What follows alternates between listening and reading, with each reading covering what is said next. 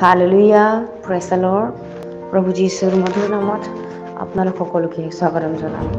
আশা কৰোঁ আপোনালোক সকলোৱে ভালে আছে। প্ৰভু চাকিসকল ঈশ্বৰক ধন্যবাদ দিওঁ, তেওঁ যে আমাক সুন্দৰ দিনবিলাক দি আছে, সুন্দৰ সময়বিলাক দি আছে আৰু তেওঁৰ অনুগ্ৰহত আমাক সকলোকে ভালে ৰাখিছে। আহক আজি দিনটো আশীৰ্বাদযুক্ত হ'বৰ কাৰণে ঈশ্বৰৰ বাক্য আমি চাওঁ। আজি বাক্য আমি লৈছোঁ আদি পুস্তক 12 অধ্যায়ৰ 7 পদ। সুন্দৰ ঈশ্বৰৰ বাক্যই আমাৰ কাৰণে কৈ আছে, পাছে জিহুৱাই আব্ৰাহামক দৰ্শন দি ক'লে, তোমাৰ বংশকেই মই এই দেশ দিম। তাতে তেওঁ নিজকে দৰ্শন দিয়া জিহুৱালৈ সেই ঠাইতে এটা যজ্ঞবেদী নিৰ্মাণ কৰিলে। Hallelujah, praise the lord. ঈশ্বৰৰ এই সুন্দৰ বাক্যৰ কাৰণে ঈশ্বৰক ধন্যবাদ দিওঁ।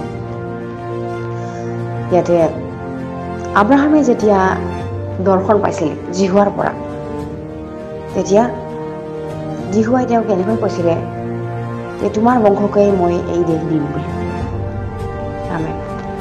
আমি আব্ৰাহামৰ বিশ্বাসটো কেনেকুৱা আছিল।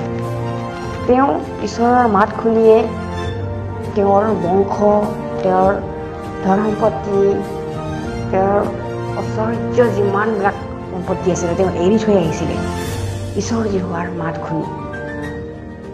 আৰু তেওঁ অকলে কেনেকুৱা ধৈৰ্যত, কেনেকুৱা বিশ্বাসত তেওঁ আছিলে। ঈশ্বৰ জিহুৱাই য'ত যাবলৈ কৈছিলে তেওঁ তাতে গৈছিলে। কেনেকুৱা বিশ্বাসত। সেই বিশ্বাস আজি আমাৰ আছেনে নাই? বিশ্বাসী হ'ল। তেওঁ এনেকুৱা বিশ্বাসী আছিলে যে তেওঁ নিজৰ সন্তানকো জিহুৱাৰ কাৰণে দিবৰ কাৰণে তেওঁ ইচ্ছা কৰিলে। আজি সেই বিশ্বাস আমাৰ আছেনে নাই? আমাৰ যদি তেনেকুৱা পৰিস্থিতি হয় আমি কি কৰিম? প্ৰিয় বিশ্বাসীসকল, সেইকাৰণে ঈশ্বৰে আব্ৰাহামক কৈছিলে যে এই দেশটো তোমাকে দিম বুলি। তাতে আব্ৰাহামে দৰ্শন দিয়াৰ মতেই সেই জিহুৱাৰ কাৰণে সেই ঠাইতে যজ্ঞবেদী এটা নিৰ্মাণ কৰিলে, যে জিহুৱাই মোক এই দেশ দিছে বা জিহুৱাই মোক দিব, এইটো বুলি তাতে তেওঁ যজ্ঞবেদী নিৰ্মাণ কৰিলে। আমেন। আজি আমি জিহুৱাৰ কাৰণে কি কৰিছোঁ? ঈশ্বৰে যে আমাৰ কাৰণে ইমান আশীৰ্বাদ কৰিলে, জন্মৰ পৰা এতিয়ালৈ ভালে ৰাখিছে। আমাৰ পাপবিলাক তেওঁ নিজৰ পুত্ৰৰ ওপৰত ঢালি দিলে, তেওঁ নিজৰ পুত্ৰকে ক্ৰুচত বলি দিলে, আমাক উদ্ধাৰ কৰিলে, এনেকুৱা আশীৰ্বাদেৰে আমাক পৰিপূৰ্ণ কৰিলে। আমি ঈশ্বৰ জিহুৱাৰ কাৰণে কি কৰিছোঁ? সেই বিশ্বাস আমাৰ আছেনে? আব্ৰাহামৰ বিশ্বাসটো কেনেকুৱা আছিলে?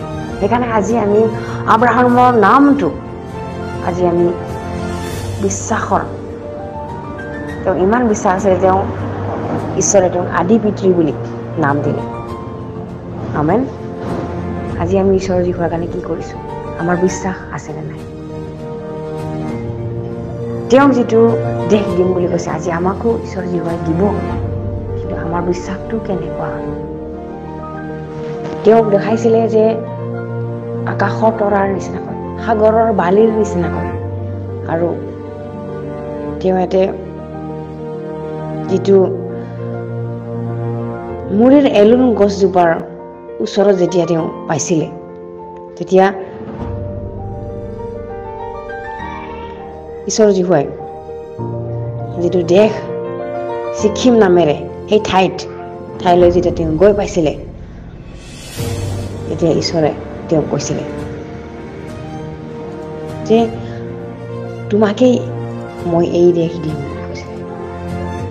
আজি আমাকো সেই এনেকুৱা আশীৰ্বাদ দিবৰ কাৰণে ঈশ্বৰ জিহুৱা ৰখি আছে। কিন্তু আমি তেওঁৰ লগত সম্বন্ধ কেনেকুৱা আছোঁ? তেওঁৰ লগত কেনেকুৱা আমি আছোঁ? নে আমি তেওঁক ঠগাই আছোঁ?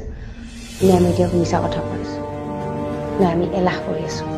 আজি সেই এনেকুৱা আশীৰ্বাদ যদি আজি আমাক লাগে, তেনেহ'লে আমিও আব্ৰাহামৰ নিচিনাকৈ, তাতকৈ বেছিকৈ আমি ঈশ্বৰৰ লগত লাগি থাকিব লাগিব। Hallelujah, praise the lord. আজি দিনটো যাতে এই বাক্যৰে আমাৰ সকলোৰে পৰা আশীৰ্বাদ হৈ আহক, আমি একেলগে প্ৰাৰ্থনা কৰোঁ। ধন্যবাদ, ধন্যবাদ। তুমি যোগ্য ঈশ্বৰ, প্ৰশংসাৰ ঈশ্বৰ, দয়ালু কৃপালু ঈশ্বৰ, তুমি আশীৰ্বাদ কৰোঁতা ঈশ্বৰ, তুমি দয়াত মহান, ক্ৰোধত ধীৰ ঈশ্বৰ। ধন্যবাদ প্ৰভু, তুমি আব্ৰাহামৰ ঈশ্বৰ, ইজৰাইলৰ ঈশ্বৰ, জাকবৰ ঈশ্বৰ, আজি আমাৰো ঈশ্বৰ। তুমি জীয়াই থকা জনা। ধন্যবাদ তোমাৰ আশীৰ্বাদবিলাকৰ কাৰণে, ধন্যবাদ তোমাৰ অনুগ্ৰহৰ কাৰণে, ধন্যবাদ তোমাৰ প্ৰেমৰ কাৰণে। ধন্যবাদ প্ৰভু। এই সময়ত যিসকলে শুনি আছে, যিসকলে তোমাৰ বাক্য মানি আছে, আজিৰ দিনটোত সকলোকে ওপৰত তুমি আশীৰ্বাদ কৰিবা। এই সকলো যাচনা নাচৰতীয় প্ৰভু যীশু খ্ৰীষ্টৰ নামত অৰ্পণ কৰিছোঁ। আমেন। Praise the lord.